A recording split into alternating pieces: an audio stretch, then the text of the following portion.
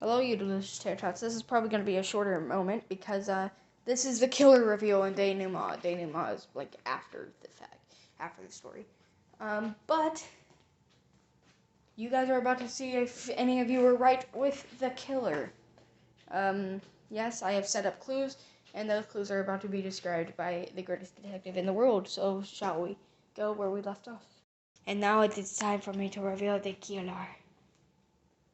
Mr. Clyde Catesby, will you tell us why you stabbed your brother? What?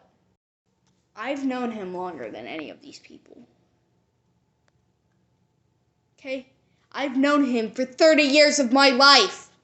You really expect me to be the one who stabbed him? That's rich. I don't expect you to be the one who stabbed him. I know you're the one who stabbed him, and I will describe exactly how. Your brother found out about your affair at the prostitutes, and you knew he was the one blackmailing you. Everyone else had no clue who was blackmailing them, but you knew. That's why you were the only person who didn't wear a suit to this party, much to your wife's dismay. Otherwise, you would have gotten blood on your white suit. You had already planned to kill him tonight, no matter what way things planned out. You also knew everyone else he was blackmailing, so you knew at the party, when Miss Annalisa was there, who wasn't a regular guest, what that party was really about. So he revealed the blackmail, much, well, not to your surprise, but you had to act surprised. Then it was time to cut the cake. You paid very close attention to Carmen when he was cutting the cake, so you knew where the cake knife was set. Then you lied about your alibi. There was no coffee on the kitchen counter at all. And you and your wife both did mention she was a heavy sleeper, so she would not have noticed if you got out of bed. Now, you tried to go down the stairs, opened Anthony's door, but Miss Annalisa heard you, so you ran back upstairs. You got the cloak on. Luckily, your wife was fast asleep. The dog came in and saw you, but that doesn't matter. Dogs can't talk. And you put on the costume.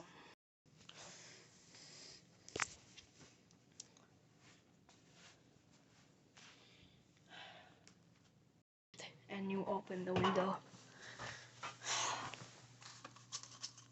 You landed right outside Miss Annalisa's window, but only after the knife, which made a clinking sound right outside her window.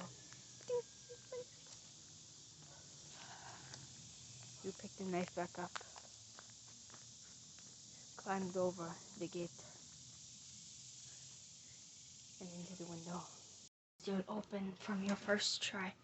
You climbed over Catherine, who you did not know was awake, and you woke Anthony up. Anthony. 30 years, D-bag. You stabbed him. Then Catherine screamed. Ah! Sorry, that was my best imitation of her scream. You ran out. Miss Annalisa saw you. And you ran out the back door. You ran across the sidewalk. You didn't know that Joby was watching you. As hastily as possible, you took it off. You threw it on the ground and ran back inside through the front door. Joby didn't see you doors. He was hiding under the table. You then ran to your room. Luckily, Miss Kate was feeling sort of dazed. The dogs barked. You knew you had to get out as soon as possible. Allison, I think Catherine just screamed. Come on. You and her ran out.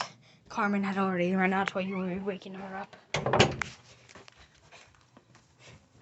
Anthony, Bubba! You and her went down. You saw him. He was still alive, so you ran to him as quick as possible. You grabbed the knife. Clyde! When he said Clyde, he wasn't calling for your help. He was revealing who the killer was. That's why you rushed to him as quick as possible, because you know people would get confused. You grabbed the knife. And while while it looked like you were pulling it out. You were driving it deeper. When?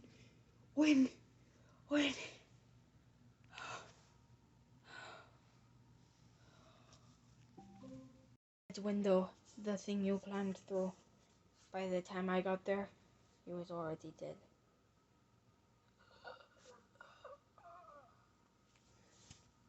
Then it realizes that Catherine saw your shoes when you were running out. She didn't know they were yours, though. That's why she came out to me and Joby. She was looking at his shoes to see if it was him. She then saw you on the porch. She saw your shoes. You. Catherine, wait!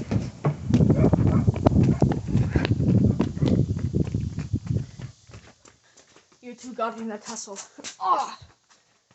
She slammed her head against the deep freezer.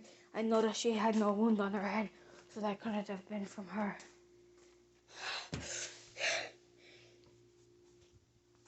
Ah! Oh, we heard. You shot Catherine. You saw us out the window. And so, you lit a new cigarette. I did realize that for being lit 2 minutes ago, it did seem very new. And made up the whole story of the killer coming out the side door, even though we would have heard the side door slam because of it being that loud, that far away. You and I then went to the pond. You still had the gun in your pocket. We were walking. You said you had to. I'm gonna throw this away. You didn't throw the cigarette away. You grabbed the gun and threw it in your cape. You put the cigarette on your arm. That way it was out when you threw it on the ground. Was that a splash? I chased after Kate as you went and grabbed the gun. That way your fingerprints would be on it nonetheless. Same thing with the knife. Both fingerprints wouldn't have been on it if you instantly went and grabbed it. I came back with Kate and we questioned her.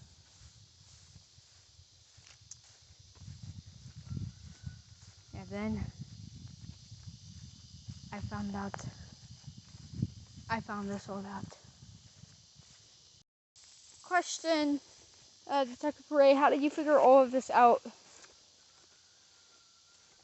through a tiny little rock? Merci, Joby, thank you for asking that question. Monsieur Catesby's window was above Miss Annalisa's, so anything that would have dropped from there would have been there. And there was a tiny little fragment missing from the knife because of it being dropped from such a height. That's how I figured this all out. One tiny mistake. Fabulous, Perret. Just fabulous. But there's one thing you weren't thinking of. What is that? I still have the gun. Go on. Shoot. You mother... Thank you, Joby, for tackling him. How do you know there were no bullets in that gun? I didn't. I think that was just a dud. That was lucky. I saved all of you. You should all be thanking me.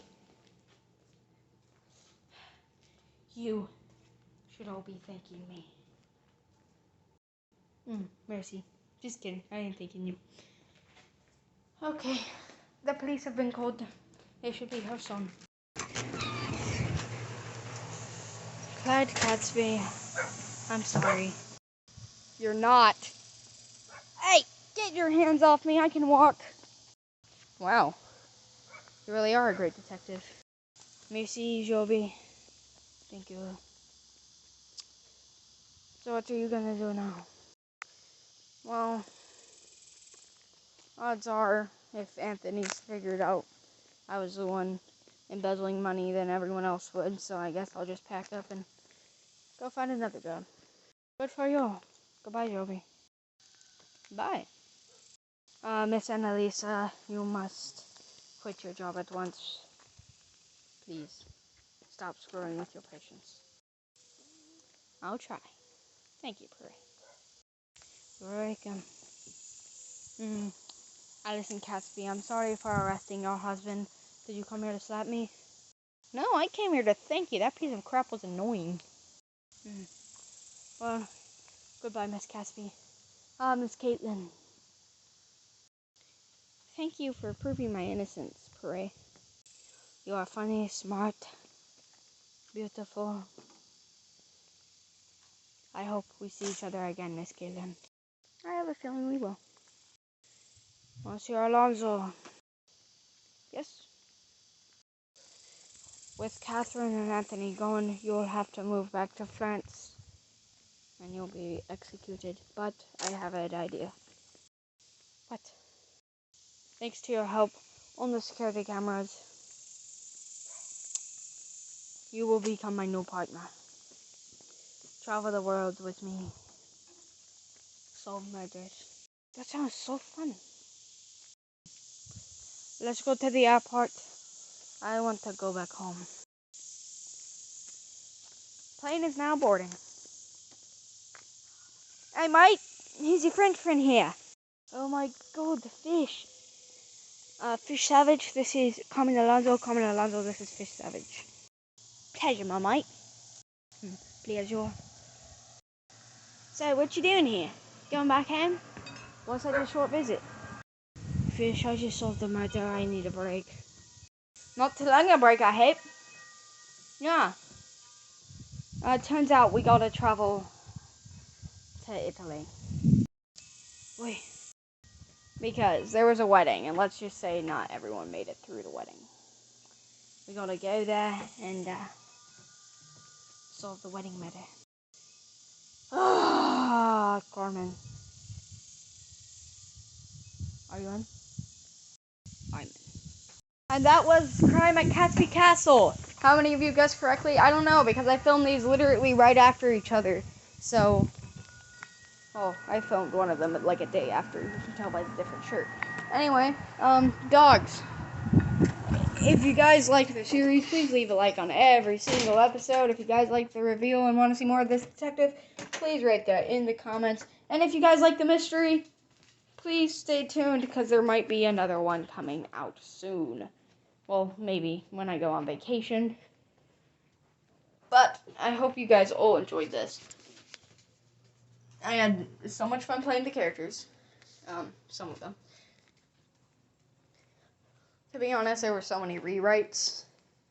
Well, not rewrites. Re-ideas. Because I improv most of this, but I knew what the beginning and ending was going to be.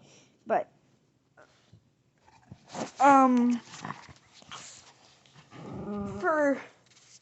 will you guys stop fighting, please? For the people I absolutely knew were never, ever going to be the killer, that was going to be Allison Catesby and Carmen Alonso, because I was setting up the butler for, hey, will you guys please stop fighting? And the butler. And then for the people who I absolutely knew were at least going to be the killer, or at least, even though Clyde was the only killer, will you two please stop it? Even though Clyde was the only killer, I did have an idea of Caitlin being the killer. Will you guys stop, please? Hang on 1 second. Sit. Good boy. Oh, I am not a good boy. Anyway. Okay, that's it. Anyway. And then the people who could be a killer, but not really, was Francine and Joby. So, yeah, if you liked it, leave a like. Be ready for Locke, because Peru Parade's gonna be in that as well. Peru Parade, Fish Savage, and Headless Bob in the same room. Oh god, it's gonna be perfect. Anyway. If you guys want to see another murder mystery, please leave likes. If you guessed the killer correctly, I'll give a shout out in the next video, because I filmed these right after each other, so. Heck, I'll pin your names in the comments. How about that? Anyway, hope you guys enjoyed, and goodbye, you delicious Tay Tots. See you in the next video. Bye-bye.